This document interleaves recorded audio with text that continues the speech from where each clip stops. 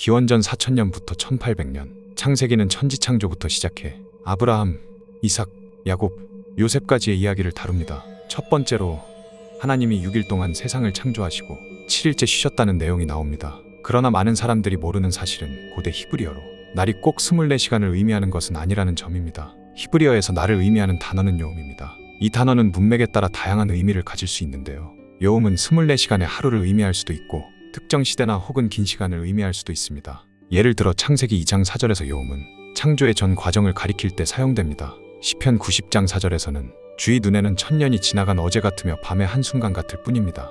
해당 구절에서 천년과 어제를 비교하여 요음을 긴 시간의 상징으로 사용합니다. 노아의 방주 이야기는 여러 고대 문명에서도 비슷한 대홍수 이야기가 발견되는데요. 세계에서 가장 오래된 서사시 중 하나로 기원전 2100년경에 작성된 메소포타미아 문명 중 수메르의 길가메시 서사시에도 비슷한 홍수 이야기가 등장하는데요.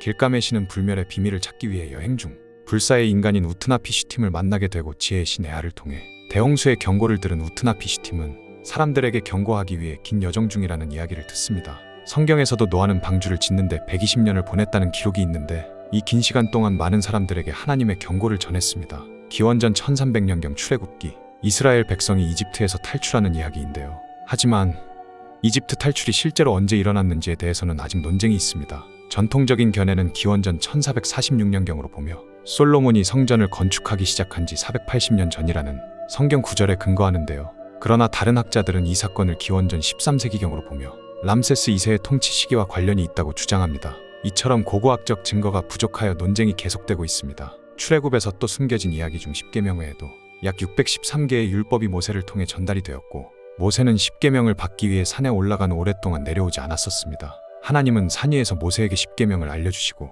백성이 배반하였다고 모세에게 전달하였습니다. 모세는 2개의 돌판을 가지고 산에서 내려왔는데요. 그가 가까이 오자 백성이 금송아지를 숭배하며 춤추는 소리를 들었습니다. 아론은 모세가 내려오지 않을 것이라고 생각하여 금귀걸이를 녹여 금송아지를 만든 후 백성에게 우상숭배하게 하였습니다. 모세는 백성의 모습을 보고 크게 분노하여 10계명이 새겨진 돌판을 산 아래로 던져 깨뜨렸고 금송아지를 불에 태워 가루로 만든 후 그 가루를 물에 뿌려 백성에게 마시게 했습니다. 그들이 하나님의 언약을 깨뜨렸음을 나타냄과 동시에 죄를 씻어내기 위한 상징적인 행위였습니다. 이날 모세는 금송아지를 숭배한 자들을 처벌하였고 레위 자손들은 3000명가량을 죽였습니다. 레위기, 민수기, 신명기는 주로 율법과 이스라엘 백성의 광야 생활을 다룹니다. 그런데 알고 계셨나요? 모세가 가나안 땅에 들어가지 못하고 느보산에서 죽었다는 사실입니다. 이는 모세가 무리바 물 사건에서 하나님께 불순종했기 때문입니다. 백성들이 광야에서 물이 없어 모세에게 불평불만을 하자 하나님은 모세에게 반석을 지팡이로 쳐 물을 내라고 하셨지만 모세는 하나님을 믿지 않고 우리가 너희를 위하여 이 반석에서 물을 내랴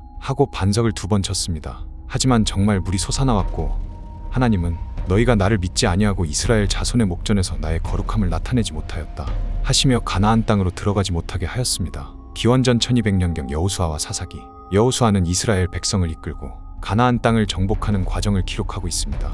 여리고 성이 무너지는 이야기가 유명하죠. 사사기는 이스라엘의 초기 통치 시대를 다루며 이스라엘 백성이 하나님의 뜻을 저버리고 우상 숭배에 빠졌을 때 하나님이 사사들을 통해 백성을 구원하셨다는 이야기입니다. 사사들은 이스라엘을 외적의 침략으로부터 보호하고 하나님의 법과 정의를 세우는 역할을 했는데요. 여호수아는 모세의 후계자로서 백성을 이끌고 여리고 성을 7바퀴 돌고 나팔을 불어 무너뜨렸습니다.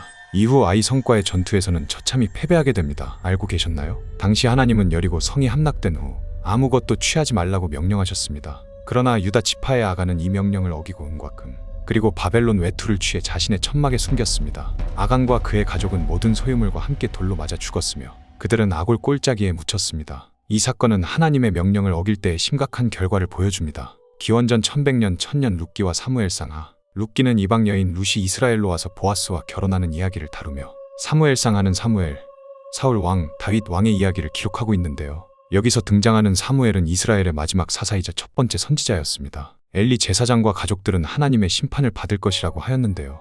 엘리의 2 아들은 성막에서 일하는 여인들과 동침을 하고 재물을 빼돌려 갈취하고 하나님께 제사를 드리기 싫어했습니다. 성막에서 제사장으로서의 책임을 심각하게 저버린 것으로 그로 인해 하나님께서는 그들을 심판하셨습니다. 사울 왕이 이스라엘의 왕으로 즉위하기 전 블레셋과의 전투에서 큰 패배를 당하여 4000의 병사가 죽었는데 당시 패배의 이유를 하나님의 부재라 생각하여 하나님의 법궤를 전장에 가져왔습니다. 블레셋은 신이 이스라엘 진영에 들어왔다 생각하였고 출애굽 때 일어난 기적들이 떠올라 법궤를 뺏어왔습니다. 블레셋 사람들은 법궤를 아스돗에 있는 다곤 신전으로 가져갔습니다. 다음 날 다곤 신상이 법궤 앞에 얼굴을 땅에 대고 엎드려 있는 것을 발견했습니다. 신상을 세워놓았으나 그 다음 날 또다시 다곤 신상이 엎드려져 있었고 머리와 두 손목이 끊어져 문지방에 놓여 있었습니다. 블레셋 사람들은 이 일로 인해 큰 두려움을 느꼈고 법궤를 다른 성읍으로 옮기기로 결정했습니다. 법궤가 블레셋의 여러 성읍으로 옮겨질 때마다 그 성읍에 재앙이 내렸습니다. 아스돗, 가드, 에그론 등 법궤가 옮겨진 곳마다 종기와 쥐가 창궐했는데요. 블레셋 사람들은 결국 이스라엘로 법궤를 돌려보내기로 결정했습니다. 블레셋과의 전투에서 법궤를 상실하고 되찾는 이야기는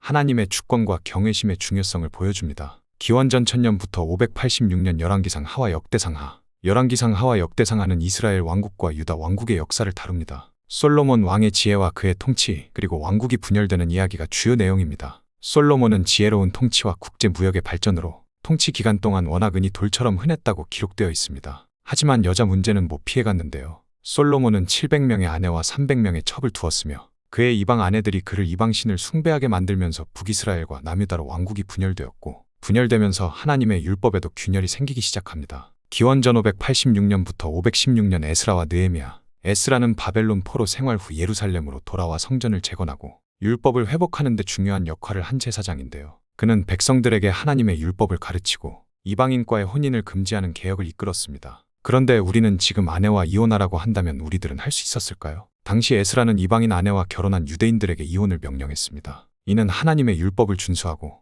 이스라엘 공동체의 순결을 유지하기 위한 엄격한 조치였는데요. 이 조치는 논란이 될 수 있었지만 그는 율법의 준수를 최우선으로 삼았습니다. 이는 이스라엘 공동체의 순결을 유지하고 하나님과의 관계를 회복하기 위한 것이었습니다. 기원전 10세기 욥기. 욥이라는 인물이 극심한 고난을 겪으면서도 신앙을 지키는 이야기를 다룹니다. 욥의 친구들은 그가 큰 죄를 지었기 때문에 이런 고난을 당한다고 주장하지만 사실 알고 계셨나요? 욥은 사탄의 하나님을 향한 도전으로 인해 온갖 수모를 겪게 된 것인데요. 하나님은 천사들과 함께 있을 때 사탄이 나타나 욥이 하나님을 경외하는 이유가 그가 번영하기 때문이라고 주장합니다. 하나님은 사탄에게 욥을 시험할 수 있는 권한을 주지만 그의 몸에는 손을 대지 말라고 명령하였는데요. 그로 인해 사탄은 욥의 재산과 자녀들을 모두 앗아가고 심각한 피부병을 일으킵니다. 그러나 욥은 우리가 하나님께 복을 받았으니 즉 화도 받지 아니하겠냐 라고 대답하며 하나님을 저주하지 않습니다. 이런 고난 속에서도 욥은 하나님을 원망하지 않고 자신의 신앙을 지켜 하나님은 그의 재산과 가족을 회복시켜 주십니다. 욥은 이전보다 2배의 재산을 얻게 되고 새 자녀들을 통해 다시 축복받습니다. 이는 고난을 겪는 모든 이들에게 큰 위로와 교훈이 되었습니다. 여러분들은 정말 이런 고난 속에서도 신앙을 지키실 수 있으시겠습니까? 예수튜브였습니다.